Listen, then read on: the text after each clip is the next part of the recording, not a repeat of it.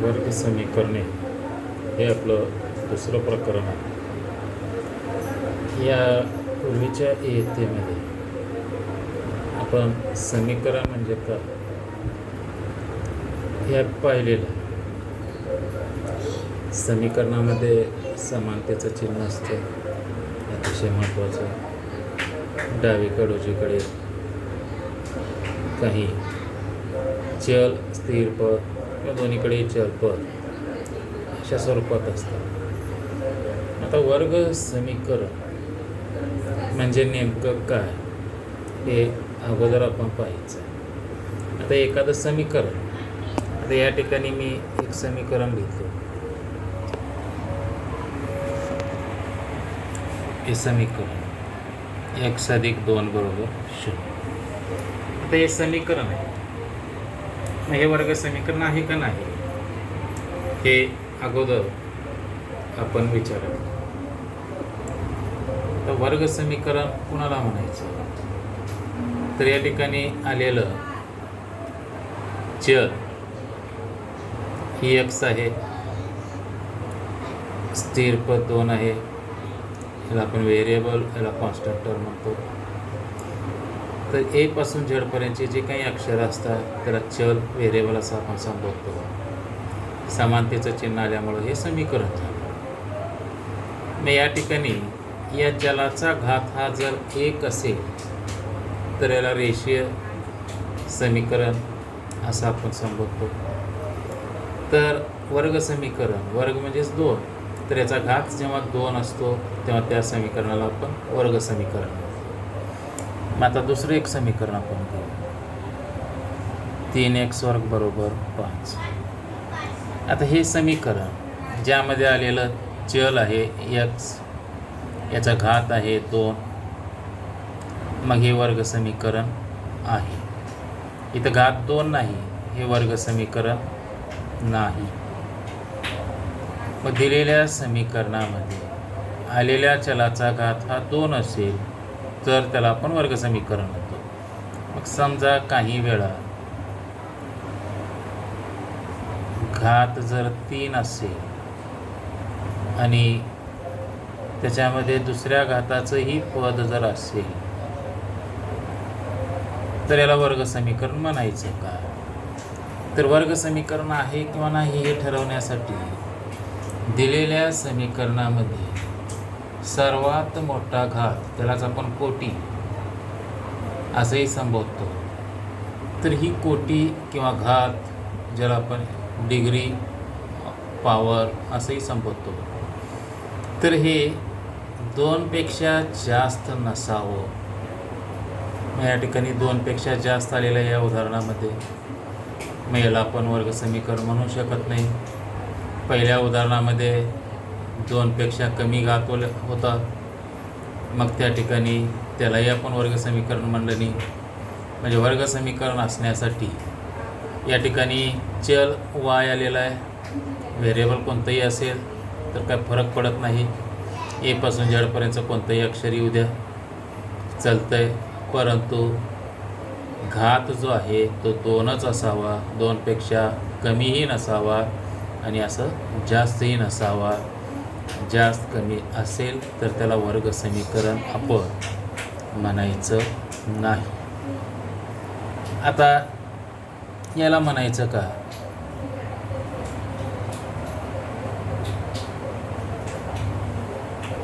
तर इथं घात 2 असलेली 2 पदं आलेली आहेत. या ठिकाणी आपण ही समीकरणाची डावी बाजू म्हणतो, ही उजवी बाजू म्हणतो. डाव्या बाजूमध्ये 2y² आहे, तर उजव्या बाजूत y² आहे. आपली अटच एक आहे की चलाचा सर्वात मोठा घात 2 असावा. मग 2 असलेली कितीही पदं जर आली तर त्याला आपण वर्ग समीकरण म्हणायचं. मग या ठिकाणी हे वर्ग समीकरण आहे. मग आता तुम्हाला सांगितलं की घात असलेली कितीही पदं जर आली तर त्याला वर्ग समीकरण म्हणायचं.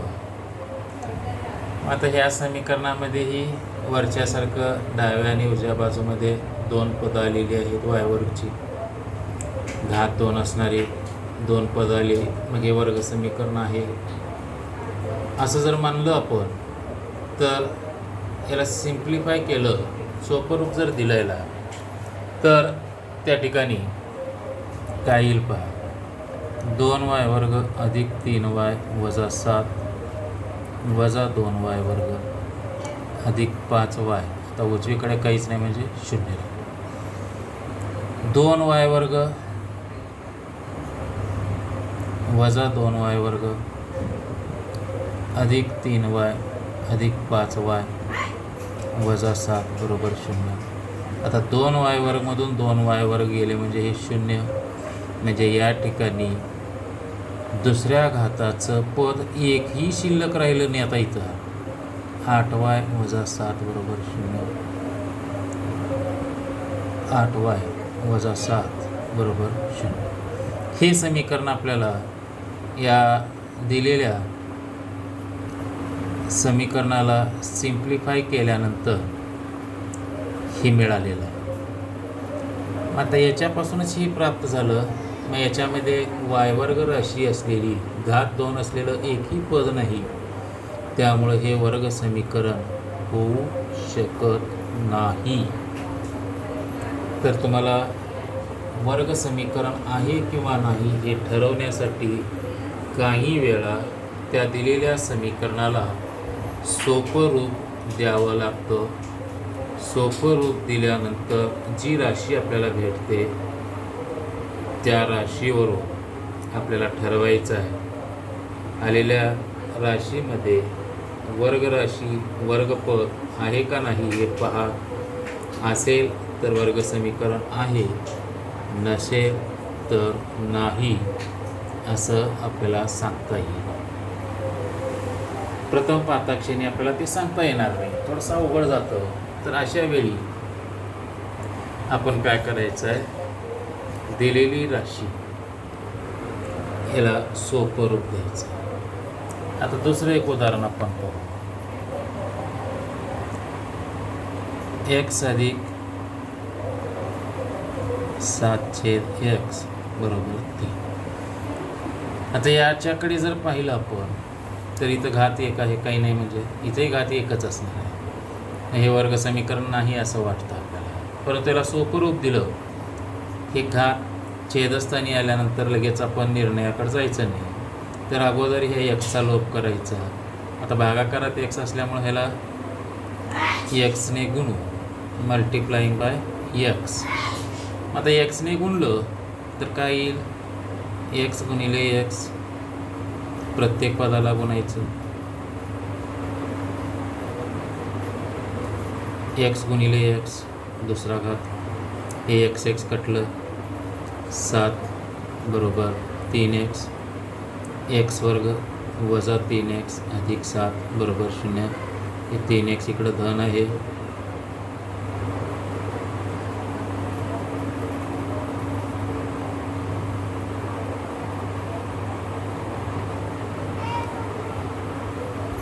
तर या ठिकाणी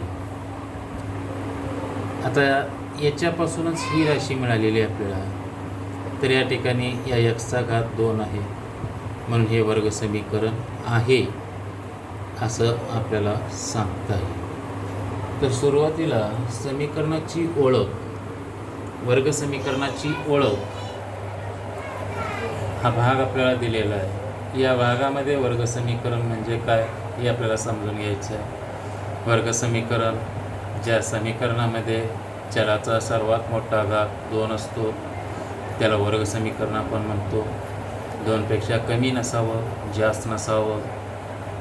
त्याच्यानंतर काही उदाहरणामध्ये लगेच आपण निष्कर्ष घेऊ शकत नाही, त्याला सोपं रूप द्यावं लागतं. सोपं रूप दिल्यानंतर आपल्याला कळतं की ते वर्ग समीकरण आहे किंवा नाही. मग त्याच्यावरून आपण सांगायचं दिलेलं वर्ग समीकरण आहे किंवा नाही. काही वेळा आपल्याला एकच राशी असते, y वर्ग बरोबर 5. मग आता या ठिकाणी आपलं अटच आहे, चलाचा सर्वात मोठा घात असलेलं 2 घात असलेलं एक तरी पद असावं आहे, समानतेचं चिन्ह आहे म्हणून हे वर्ग समीकरण आहे. मग इथं 2, 3, 4, 5 पद असावं असं काय बंधनकारक नसतं. काही वेळा समीकरण आपल्याला अशाही स्वरूपात दिलेलं असतं.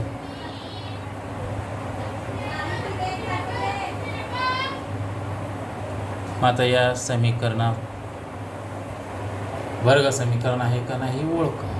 मग आता आपल्याला काय करायचं आहे, दिलेलं वर्ग समीकरण आहे का नाही हे ओळखण्यासाठी अगोदर याला सोपं रूप द्यावं लागेल. हे कंस सोडून घेतल्याशिवाय आपण निष्कर्ष मांडू शकत नाही, म्हणून अगोदर कंस सोडून घ्यायचं. मग आता एक्सने दुसऱ्या कंसाला गुणा, पहिल्या कंसातील पहिल्या पदाने दुसऱ्या कंसाला गुणलं. आता पहिल्या कंसातील दुसऱ्या पदानं परत दुसऱ्या कंसाला गुणा, एक्सनं एक्सला गुणलं, एक्सनं 3ला गुणलं, 2नं एक्सला गुणलं, 2नं 3ला गुणलं, एक्स वर्ग अधिक 3x अधिक 2x सारख्या राशी आहेत, बेरीज होते 2×6. तर याच्यावरून आपल्याला हे समीकरण मिळालं. मग आता एक्सचा सर्वात मोठा घात इथं 2 आहे म्हणून हे वर्ग समीकरण आहे. तर पहिल्या भागामध्ये तुम्हाला हे वर्ग समीकरण आहे का नाही हे ओळखायचं आहे आणि ओळखून आपल्याला दिलेलं वर्ग समीकरण आहे किंवा नाही हे सांगायचं. त्याच्यानंतर त्याच्या पुढचा जो भाग आहे वर्ग समीकरण सोडवण्याच्या पद्धती. तर वर्ग समीकरण सोडवण्याच्या पद्धतीच्या अगोदर पूर्वी आपल्याला दुसरा थोडासा भाग बघायचा आहे, वर्ग समीकरणाचं सामान्य रूप. तर वर्ग समीकरणाचं सामान्य रूप ज्याला आपण standard form of quadratic equation असंही संबोधतो.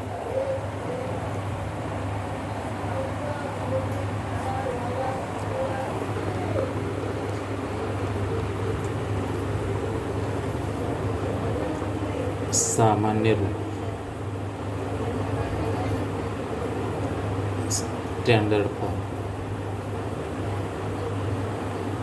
Standard form of quadratic equation. ते स्टँडर्ड फॉर्म म्हणजे काय नेमकं, तर या ठिकाणी आपण वर्ग समीकरण ज्या समीकरणामध्ये चलाचा सर्वात मोठा घात हा 2 असतो असं आपण सांगितलं. यापूर्वी इयत्ता 9वीमध्ये संश्लेषक भागाकार पद्धत पाहत असताना त्या ठिकाणी समीकरण आणि त्या समीकरणावरून सहगुणक स्वरूपातली बहुपदी आपण पाहिलेली होती. तर घात 2 असेल तर त्या समीकरणामध्ये 3 पदं असतात. काही वेळा आता या समीकरणाचा जर विचार केला तर 1-2च पदं आहेत. मला सामान्य रूप म्हणता येत नाही. समीकरण आहे पण ते सामान्य रूपातलं वर्ग समीकरण नाही. मग सामान्य रूपातलं वर्ग समीकरण कसं असतं, तर ax वर्ग अधिक bx अधिक c बरोबर 0. 3 पदं असणारी याला समीकरणाला आपण सामान्य रूपातलं वर्ग समीकरण असं संबोधतो. मग आता या ठिकाणी ax वर्ग अधिक bx अधिक c याला आपण पहिल्या पदाला ज्यामध्ये दुसऱ्या घाताचं पद आहे याला आपण पहिलं पद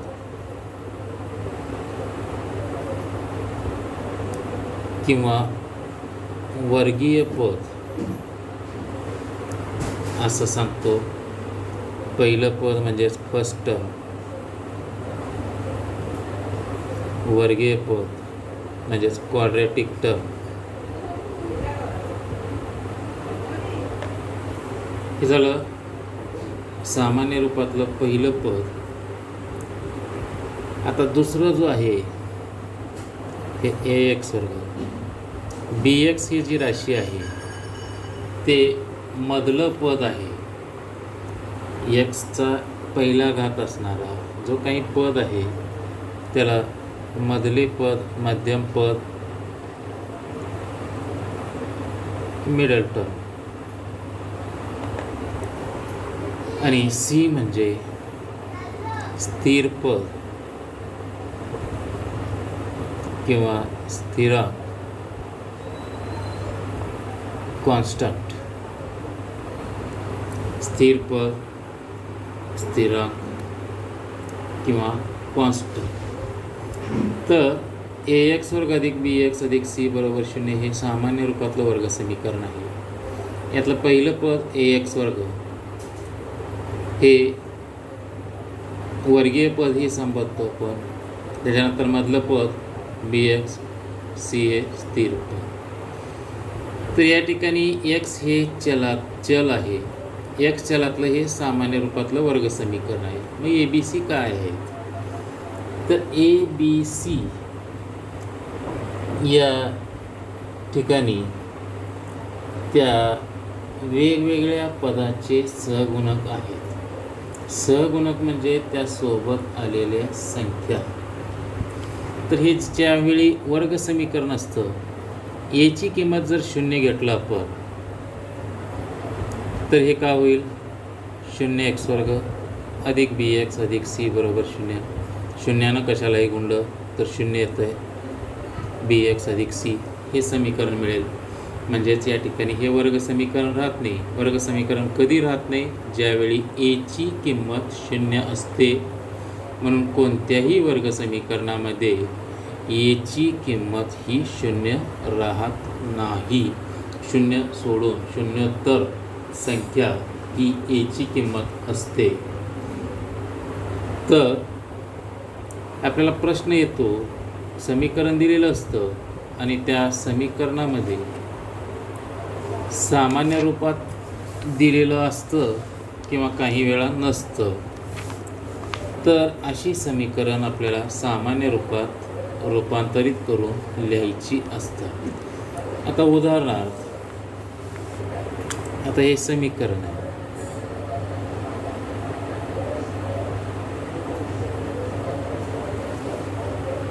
तर सामान्य रूपातल्या समीकरणाची आपण विचार जर केलं तर सर्वच पद हे डावीकडे असावं. उजवीकडे फक्त 0 ही राशी असावी. म्हणजेच उजवीकडे काहीच नसावं.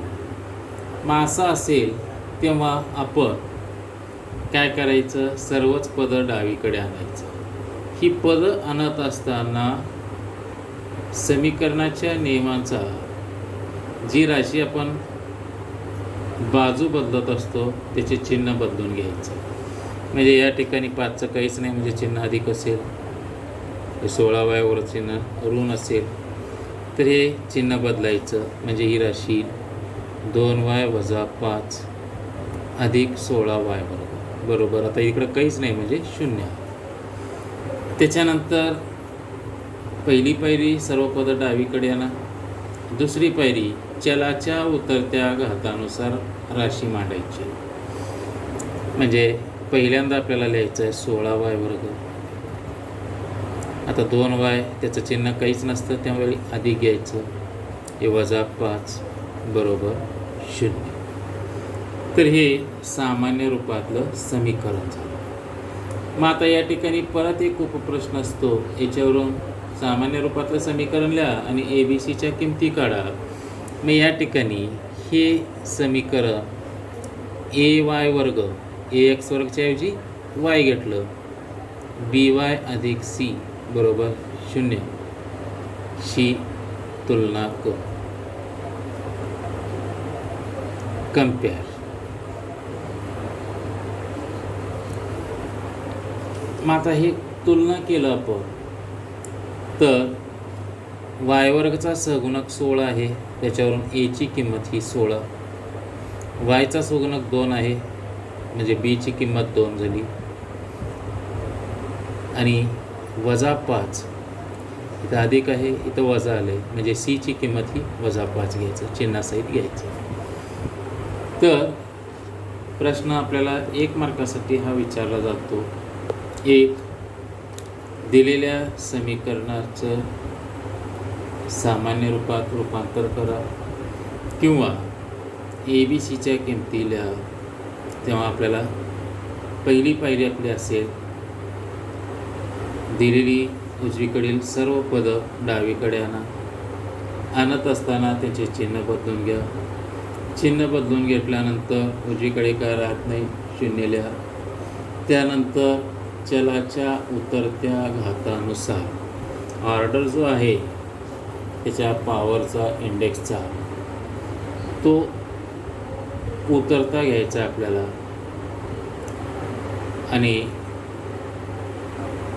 दिलेलं समीकरण हे सामान्य रूपात स्टँडर्ड फॉर्ममध्ये आपल्याला भेटल्यानंतर मग त्या ठिकाणी कम्पेअर करायचं. आणि कम्पेअर केल्यानंतर क्वाड्रेटिक टर्मचा कोएफिशियंट ए, मिडल टर्मचा कोएफिशियंट बी त्याची किंमत मिळेल आणि कॉन्स्टंट सी याची किंमत आपल्याला प्राप्त. तर अशा पद्धतीचे 1 मार्कासाठी आपल्याला ही काही प्रश्न त्या ठिकाणी विचारले जातात. आता दुसरं उदाहरण आपण बघू.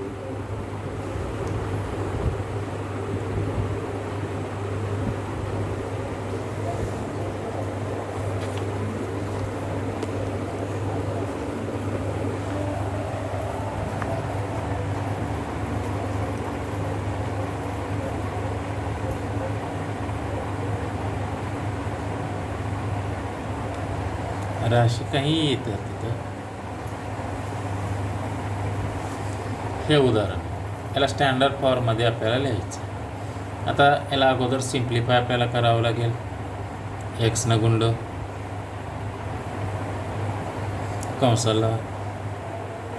कंसातील प्रत्येक पदाला एक्सने गुणून घ्या. इथं का गुणाकार करायची गरज नाही. 3x गुणिले x, 3x वर्ग, x गुणिले 9, 9x. त्याच्यानंतर आता सर्व पदं डावीकडे आणा. हे +15चा -15, हे -5x अधिक 5x. उजवीकडे काहीच नाही, म्हणजे आता 0. सारखी राशी असलेली एकत्रितल्या x वर्ग पद नाही. हे 9x, हे अधिक 5x, -15. आता 9x 5x x राशी x पद असलेले हे बेरीज किंवा वजाबाकी आपण करू शकतो, कारण घात समान आहे.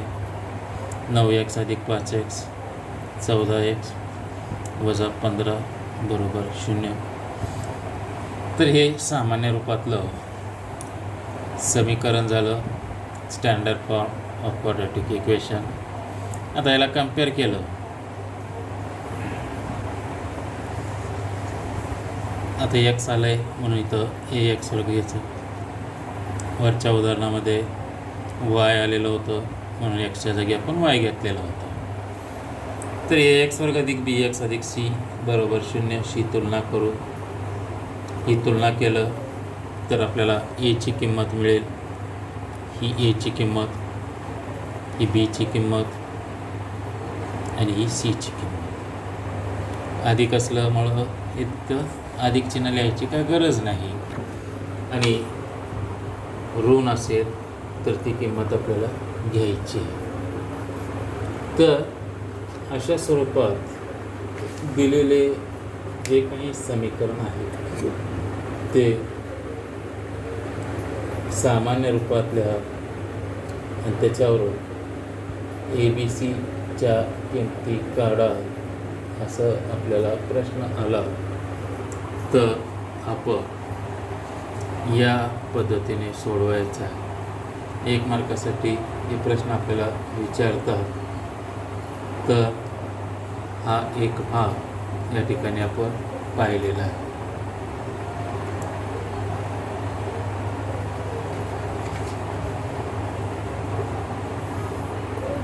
त्यानंतर जो भाग आहे वर्ग समीकरण सोडवण्याच्या पद्धती, तर त्या ठिकाणी आपण ते करायचं आहे. तर वर्ग समीकरण सोडवण्याच्या वेगवेगळ्या ज्या पद्धती आहेत त्या पद्धतीचा अभ्यास आपल्याला पुढच्या तासात करायचा आहे. तर 2.1 या सराव संचातील या झालेल्या भागावर आधारित जी काही उदाहरणं आहेत ती उदाहरणं आपण सोडवून पहा. जे उदाहरणं आपल्याला येत नाहीत ते शेअर करा. ओके.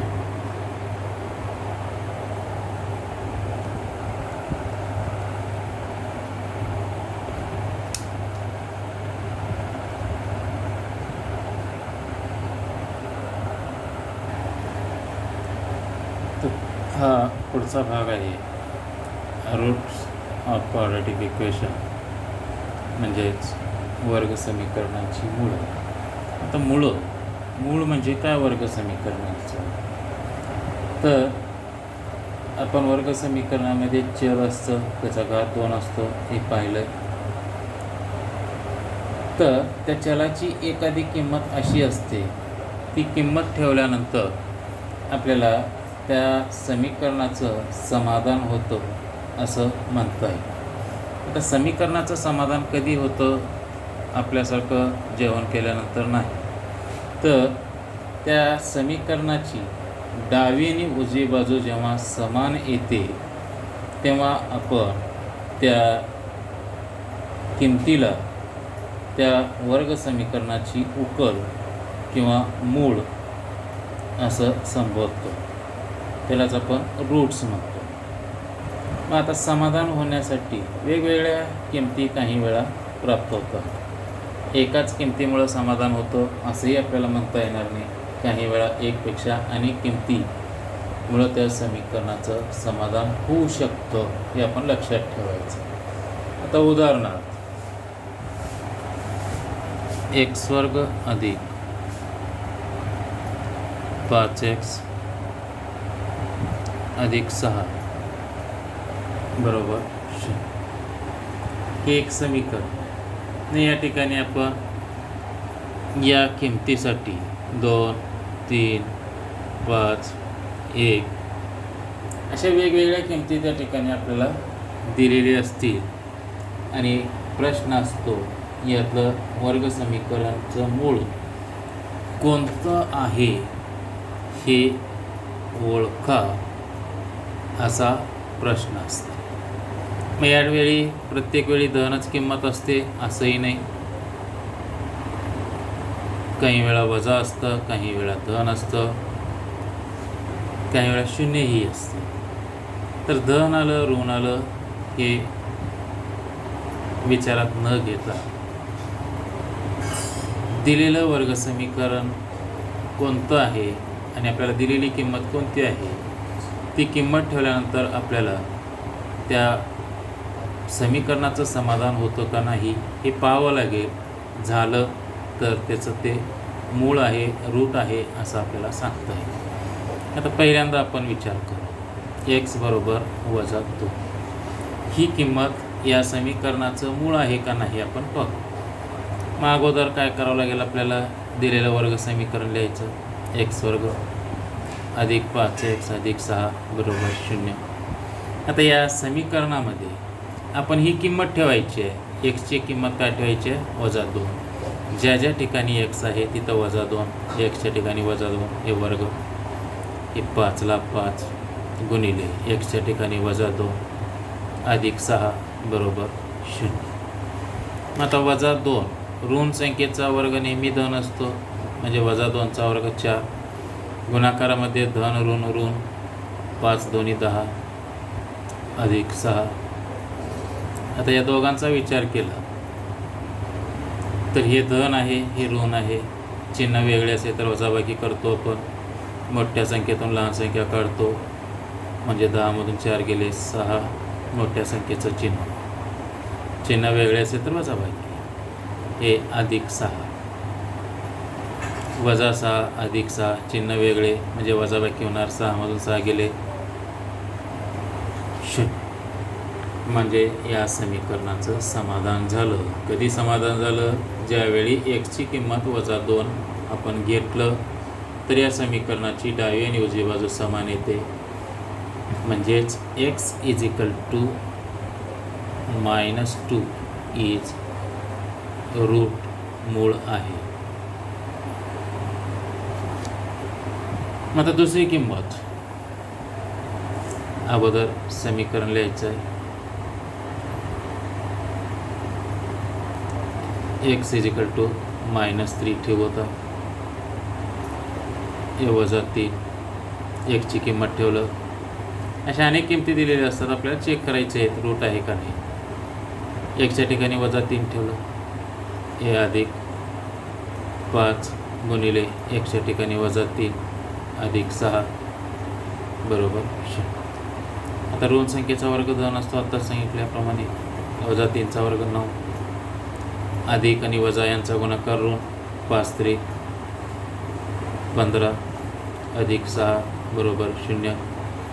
9चं चिन्ह धन, 15चं चिन्ह ऋण, चिन्ह वेगळे, वजाबाकी, मोठ्यातून लहान काढलं, 15मधून 9 गेले 6, मोठ्या संख्येचं चिन्ह -6 अधिक 6,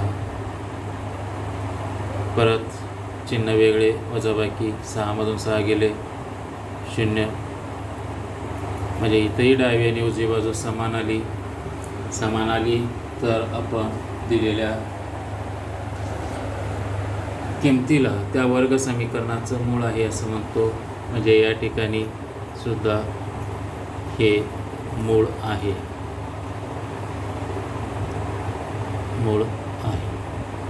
म्हणजे या ठिकाणी आपण या दोन किमती x = -2 आणि x = -3, तर या दोन्हीही किमती या दिलेल्या वर्ग समीकरणाची मुळं आहे. म्हणजे आत्ता सांगितल्याप्रमाणे एकापेक्षा अनेक किमती त्या चलांच्या या मूळ असू शकतात. आता तिसरी किंमत आपण घेऊ, x = 5.